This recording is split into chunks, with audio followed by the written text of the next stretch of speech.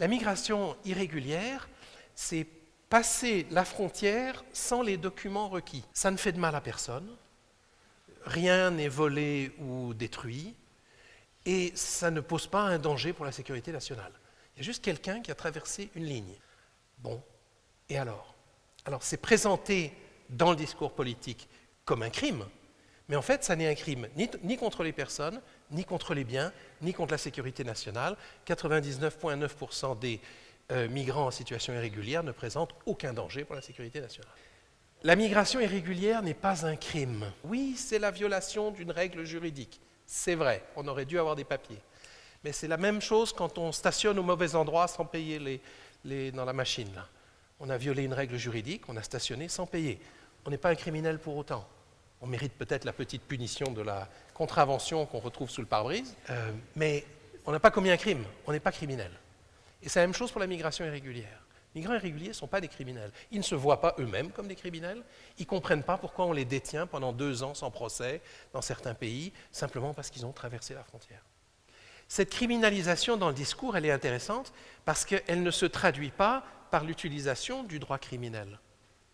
Dans le droit criminel, dans le droit pénal, vous avez des mécanismes pour accuser des gens de crimes et vous avez, parce qu'on les a développés depuis 300 ans, des mesures de protection pour protéger l'innocent contre des fausses accusations et un procès inéquitable.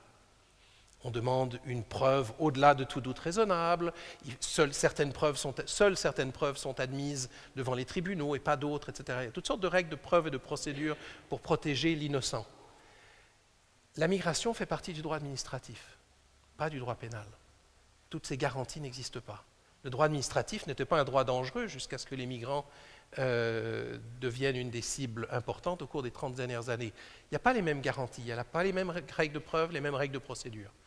Et donc les politiciens, les autorités aiment bien utiliser le droit administratif. C'est beaucoup plus facile.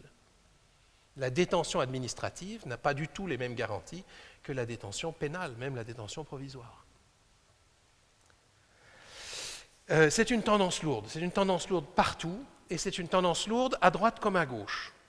Vous regardez dans plusieurs pays, sur la migration irrégulière, les partis de droite qui ont vocation à gouverner et les partis de gauche qui ont vocation à gouverner ont exactement le même discours. Donc on a une espèce de consensus politique au centre sur un discours un peu outrancier sur la migration irrégulière, présentant cela comme une menace à l'identité nationale, à l'existence de l'État, etc. Et je m'arrête là-dessus. Merci.